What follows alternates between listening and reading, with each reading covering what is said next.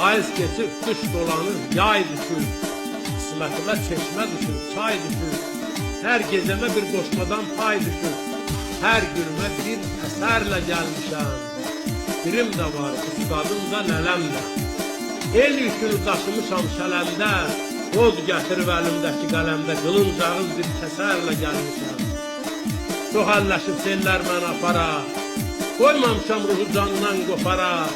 Salam verib əlimdəki qabara, alnımdakı axan hərlə gəlmişəm. Bir ömrüm var, bir meydanım, bir atım. Sazdı, sözdü, malım, mülküm, baratım. Çıdırlarda mənzil kəsibdir atım. Hər yarışdan bir nəmərlə gəlmişəm. Harda olsam məni çəkən tərəf var. O tərəfdə ucalıq var, şərəf var. Nişan alıb düz vurduğum hədəf var. Silah dolu bir səngərlə gəlmişəm.